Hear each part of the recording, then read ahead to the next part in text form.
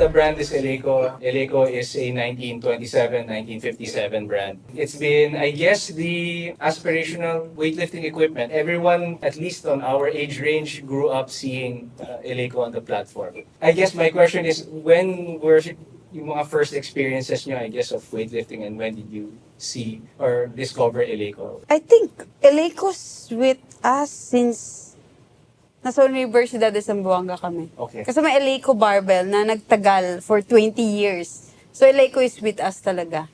Wow. Ever Okay. since, yeah. Okay. Yeah, I knew about Eleiko even when I was in high school. Just watching, because I was a sports nut, just watching the Olympics and all.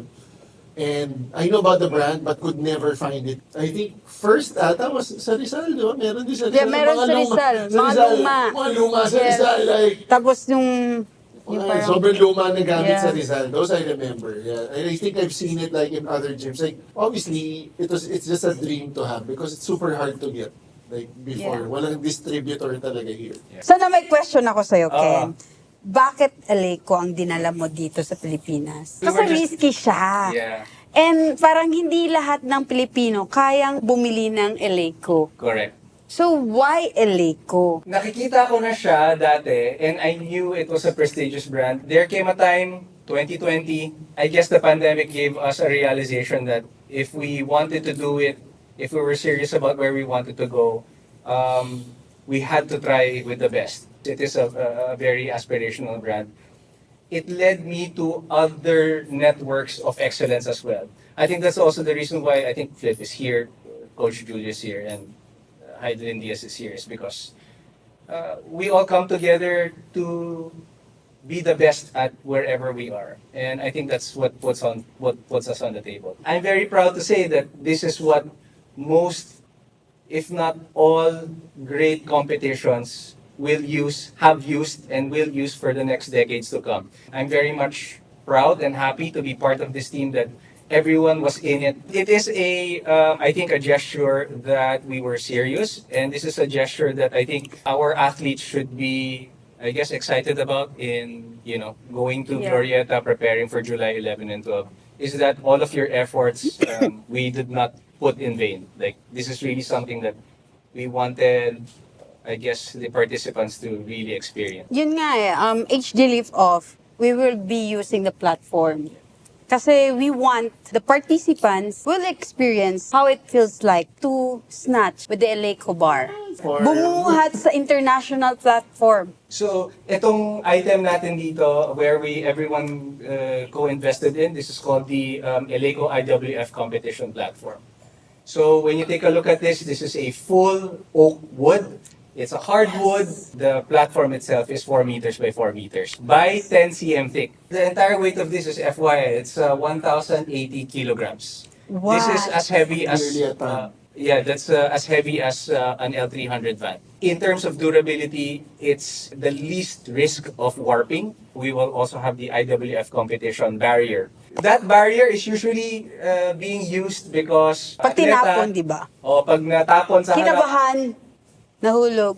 hindi May barrier, malalaglag sa oo. judge or di malalaglag sa spectators. Walang nasaktan. Also, we have here the weights that Ms. Heidelin Diaz here won. Ito po yung binuhat ko. Sa clean and jerk noong Tokyo 2020 plus 1. So 127 kilos po ito. I'm just gonna start off maybe with the plates right here. So these are the Eleiko IWF weightlifting competition plates. What are spectacular about this is that the tolerances for the weight is very tight. So for example, ito pong competition plate natin, the tolerance here is plus minus 0.05% of the stated weight, which means this does not go beyond or below 12.5 grams. So they're very exact. There is a calibration that's needed. Not only is it calibrated with the weight, it's also calibrated with the diameter of the plate itself. It should be calibrated to 0.5%. Even the whole of the plate itself is calibrated. Last one to mention about these Eleiko IWF weightlifting competition plates. Inside here of the plate itself, there is what you call an impact disc. So there is a suspension ring around this rubber. When they tested previous versions of the weightlifting plates, they tested to about 5,000 drops on this platform with zero damage. This got dropped on this platform at 2 meters height. Drop test is 100,000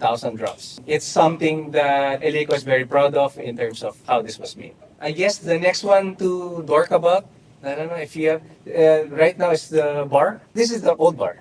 This is the old bar, This yeah. old But bar. we're bringing in the new hopefully Eleiko bar. the You guys are gonna touch the new Eleiko and bars. awarded. Yes. Hopefully it doesn't get stuck Award-winning. in the Strait of Award-winning. Hormuz. But those barbells will be coming in. Bakit siya mas maganda? There are a couple of differences with that one. Number one, the straightness of the bar. I know it's very ridiculous. But to a certain extent, ito may tolerance to of how straight the bar is. About 13 micrometers. That bar is less than 10. It's been made as straight as possible. Also, the DN6 chrome, which means that the chrome finish of that bar is much thinner than this one. Which means mas kapit. Mas kapit. Mas ramdam yung knurling nung bar. Okay. Pero kasi pag bago kasi masakit yung... Yes. Masakit din? Mas masakit o mas less? Yan ang malalaman ng I think you'll competitors find na. out. Oh, okay. You will find out.